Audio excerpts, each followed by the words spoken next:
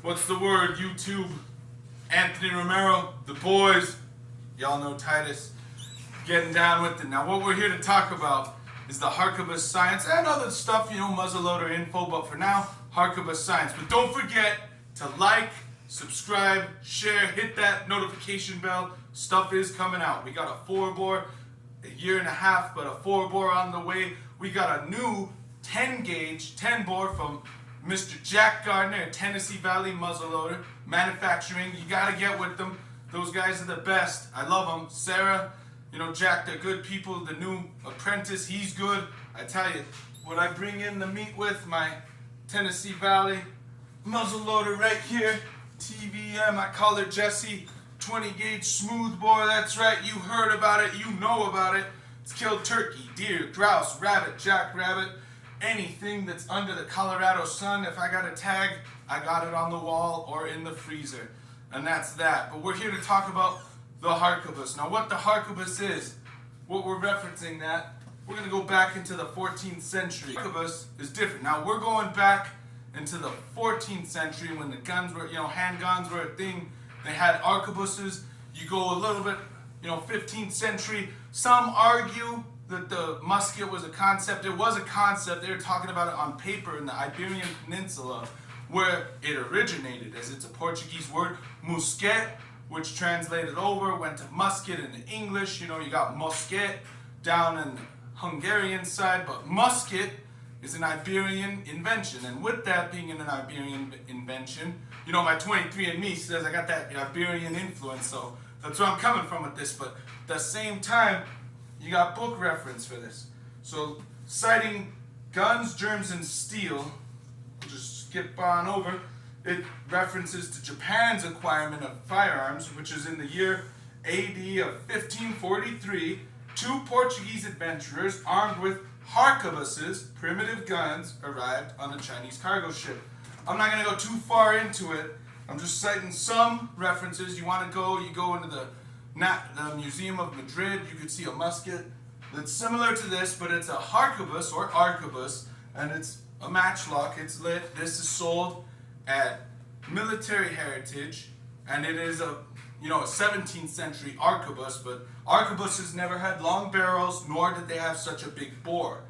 This had a huge bore, and this has a long barrel. So on the next point of reference, this is talking about it was clear by the mid-16th century that firearms as well as cannon had come to stay. The arquebus and the heavier musket, both fired by a mechanism which brought a slow match to the priming pan by the release of a trigger, were efficient weapons. Now I know what you're going to say, efficient, Anthony. They're not that efficient, but on the contrary, guys, it takes months to train someone how to use a longbow. It takes quite some time to get into that situation. You don't need that kind of thing when you have this. You've got someone you could train very easily to use how to do it.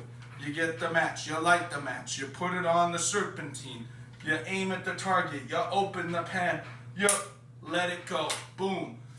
How fast can you reload? Well, these, baby, I've gotten this to go 3 a minute. And that wasn't with my speed loaders, that wasn't with the right stuff. With the right stuff, I bet you I could get it faster. Now, on the next subject, how heavy is it? Well, for a dude like me, one hand ain't too bad, It's not. But let's get a gentleman in here. My man, Apollo Romero, my first son. Let's see how he handles. Now, he's a young musketeer in training. He owns a Kentucky rifle. He's shot it. What do you have to say about it, son? It kind of hurts. It's hard to hold, but if he holds it for me, it's kind of fun, kind of not. And it's a learning process, right? I mean, it'll be more fun. I gotta load it lighter because I loaded a little heavy, but point in case. All right, now present your piece. He's got it. And give fire. Oh. Sorry, son. Boom. Yep. See, because practicing muzzle control. Thank you, Apollo. Give him a round of applause on the comments. Make sure to let him know he put in that effort. And the point being, you can teach him just like that, and you get him on the game. Just like that. So there's no such thing as, oh, there was an advantage. Because now, you give the kid the bow, how's he going to draw? You give them the arrow, how's he gonna aim if it's too tall? With that was the tool that they used going all over the world. We're talking into the New World, North, South America. We're talking over into the East, Asia, obviously with Japan. And these guns were working, so you can't say they don't. People say, oh, how do you kill stuff with your flintlock? The weather, the water, the stuff. Well, that's not the case. There are tips, there are tricks, and there are ways. They did it back then, we do it today the same. 21st century has no excuse to be putting in the effort. Because it is a little rough, you gotta work uphill, but every battle uphill is worth it evermore. So stay tuned guys, there will be more. Give a like, give a subscribe.